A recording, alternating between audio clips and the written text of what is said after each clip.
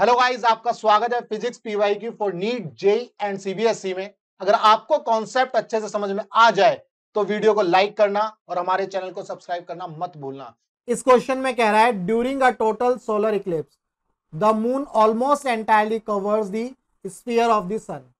Right the relation between the distances and sizes of the sun and moon.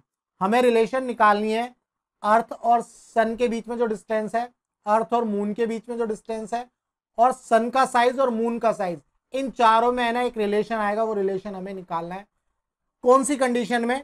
Solar Eclipse के दौरान। Solar Eclipse मतलब सूर्य ग्रहण। सूर्य ग्रहण के केस में क्या होता है, अर्थ और सन के बीच में चंद्रमा आ जाता है। अर्थ और सन के बीच में चंद्रमा यानी कि मून आ जाता है और सन जो है कंप्लीटली दिखाई नहीं देता। इसी को बोलते हैं सूर्य ग्रहण। क्लियर है?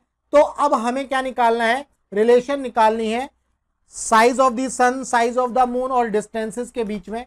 मान लेते हैं भाई ये हमारी अर्थ है, ये मून है और ये सन है। मून का जो रेडियस है आर एम ले लेते हैं, सन की जो रेडियस है आर एस ले लेते हैं। अर्थ और मून के बीच में जो डिस्टेंस है ये हम इस तरह से एक्स एम ई ले लेते हैं, distance of moon from the earth. Clear है मेरे भाई? सिमिलरली अर्थ और सन के बीच में जो डिस्टेंस है वो हम ले लेते हैं X S E, distance of sun from the earth. Clear है मेरे भाई? अब देखो सोलर इक्लिप्स के दौरान हम इसको किससे कर सकते हैं? प्लेन एंगल से। ये देखो थीटा, बेटा बेसिकली सोलर इक्लिप्स के दौरान ये जो एंगल थीटा है चंद्रमा के साथ और सन के साथ दोनों के साथ सेम एंगल बनेगा थीटा। और ये थीटा हमारा कैसा होगा मेरे भाई? ये होगा प्लेन एंगल। आपने पढ़ा है प्लेन एंगल के बारे में। प्लेन एंगल क्या होता है? प्लेन एंगल क्या होता है? लेंथ ऑफ आर्क अपॉन में रेडियस। यही होता है ना, लेंथ ऑफ आर्क अपॉन में रेडियस। तो अगर मैं अर्थ और मून की बात करता हूं, अर्थ और मून की बात करता हूं, तो यहां से थीटा क्या होगा? Length of arc. बेसिकली ये आर्क बनेगा, एक तरह से सर्कल बनेगा, है ना। तो ये आर्क हो गया यानी कि आर एम, अपॉन में रेडियस। ये रेडियस हो गई भाई, यानी कि distance between these two planet, और ये कितनी है? X M E.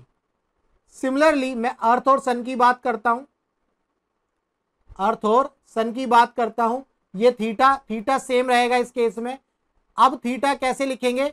Length of arc यानी कि ये हो गया आर एस अपॉन में radius, that means x S ई। ये थीटा सेम है मेरे भाई, तो इसको हम इस तरह से लिख सकते हैं आर एम अपॉन में X M E, that is equal to R S upon में एक्स एस ई। क्लियर है भाई साहब? अब इसको इस तरह से भी लिख सकते हैं आर एस अपॉन में R M, that means radius of sun upon में radius of moon, that is equal to X S E, distance between the sun and earth and distance between the moon and earth. Clear है मेरे भाई? इसको हम diameter के terms में भी लिख सकते हैं भाई, इस तरह से हो जाएगा डी एस अपॉन में D M, that is equal to X S E upon में एक्स एम ई। क्लियर है भाई? बेसिकली रेडियस क्या होती है? डायमीटर अपॉन में 2, तो ये बेसिकली डायमीटर अपॉन में 2 अगर मैं इसको करता, radius is equal to diameter upon में 2, तो ये 2 कैंसिल हो जाता डिनोमिनेटर और न्यूमरेटर से, तो हमें ये मिलता डी एस अपॉन में D M is equal to X S E upon में एक्स एम ई। क्लियर है? ये रिलेशन आ गई मेरे भाई। देखो इस क्वेश्चन को मैंने किया प्लेन एंगल से। किससे किया? प्लेन एंगल से। आप सेम क्वेश्चन को सॉलिड एंगल से भी कर सकते हो। सेम क्वेश्चन को आप सॉलिड एंगल से भी कर सकते हो। कैसे? देखो एक तरह से ये एक सर्कुलर एरिया बनेगा, है ना। सिमिलरली मून पर भी ये सर्कुलर एरिया बनेगा, और एक तरह से ये कोन बन रहा है ना, और ये एक एंगल बनेगा यहां पर। तो ये एरिया हो जाएगा डी, मतलब सॉरी एरिया ऑफ सन, ऐसे लिख लो, और ये हो जाएगा एरिया ऑफ मून, और ये हमारा होगा सॉलिड एंगल सिग्मा। सिग्मा ले लेते हैं, ये हमारा सॉलिड एंगल सिग्मा। तो सिग्मा क्या होगा मेरे भाई? एरिया ऑफ मून, सॉरी यहां पर मून लिखो, एरिया ऑफ मून अपॉन में ये डिस्टेंस हो जाती है आर स्क्वायर, ये जो डिस्टेंस है ना, एक्स एम ई का square that is equal to A S area of sun upon में एक्स एस ई का स्क्वायर। देखो यार एरिया क्या होगा इस केस में, एरिया क्या होगा पाई डी स्क्वायर बाई 4 है ना, तो ये 4 से 4 कैंसिल हो जाएगा, पाई से पाई कैंसिल होगा न्यूमरेटर और डिनोमिनेटर के केस में।